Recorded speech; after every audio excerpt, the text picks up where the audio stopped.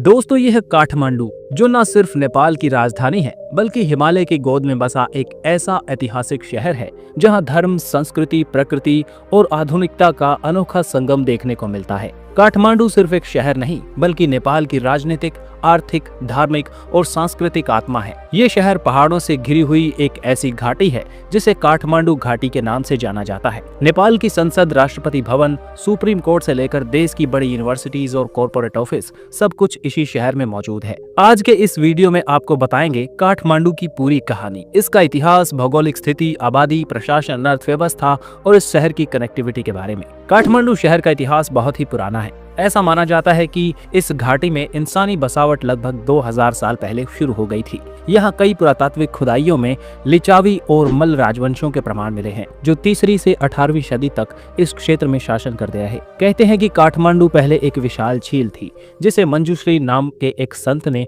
अपने खड्ग से काटकर खाली किया और तब जाकर ये घाटी बसी। शहर का नाम काष्ठमंडप नामक एक लकड़ी के मंदिर से पड़ा, जो आज भी काठमांडू दुर्गा क्षेत्र में मौजूद है। 18वीं शताब्दी में पृथ्वी नारायण शाह ने नेपाल को एकजुट किया और काठमांडू को देश की राजधानी घोषित किया।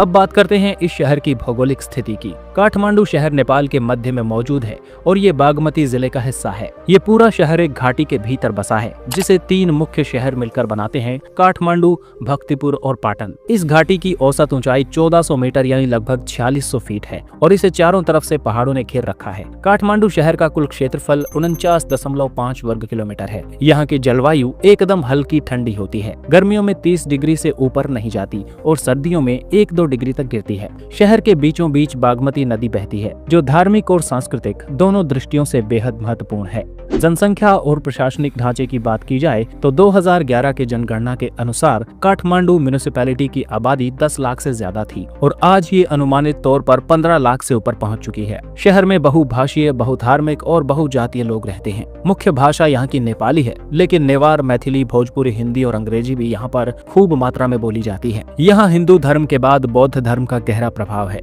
और मुस्लिम व ईसाई समुदाय भी बड़ी संख्या में रहते हैं। प्रशासनिक रूप से ये शहर काठमांडू महानगर पालिका द्वारा चलाया जाता है, जिसे 32 वार्डों में बांटा गया है। यहाँ नेपाल का राष्ट्रपति भवन यानी शीतल निवास, प्रधानमंत्री कार्यालय यानी सिंह दरबार और संघीय संसद भवन मौजूद हैं। काठमांडू नेपाल की आर्थिक रीढ़ है। यहाँ देश की अधिकांश बड़ी कंपनियों के हेड ऑफिस, बैंक, बीमा कंपनियां और स्टार्टअप्स मौजूद हैं। यहाँ की जीडीपी में टूरिज्म सेक्टर, एजुकेशन और ट्रेड का सबसे ज्यादा योगदान है। नेपाल की कुल जीडीपी का लगभग 40% हिस्सा सिर्फ काठमांडू वैली से आता है। हर साल लाखों विदेशी सैलानी काठमांडू आते हैं, जिससे देश को अरबों रुपए की विदेशी मुद्रा प्राप्त होती है। शहर के लोकल उद्योगों में हस्तशिल्प, थंगा पेंटिंग, पूजा सामग्री और नेपाल की हर्बल दवाएं प्रमुख हैं।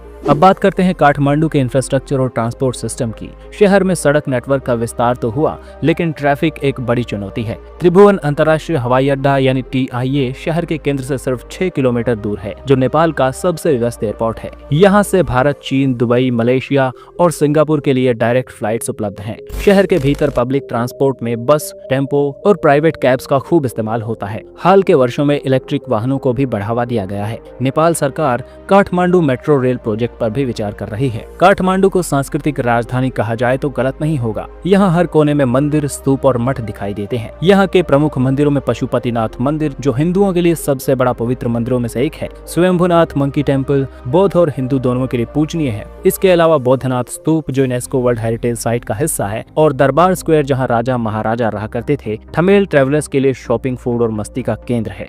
तो दोस्तों, ये था काठमांडू, नेपाल की राजधानी। एक ऐसा शहर जो प्राचीन और आधुनिक दोनों रूपों में जिंदा है, जहां एक और मंदिरों की घंटियों की गूंज है तो दूसरी ओर बिजनेस मीटिंग्स और इंटरनेशनल कॉन्फ्रेंस की हलचल भी है। अगर आप कभी नेपाल की यात्रा की सोच रहे हैं तो काठमांडू आपके सफर का हिस्सा जरूर होना चाहिए। वीडियो पसंद आया तो लाइक, कॉमेंट और शेयर जरूर करें। मिलते हैं अगले शहर की सैर में एक नई कहानी के साथ। धन्यवाद और जुड़े रहिए एक्सप्लोर YRS के साथ।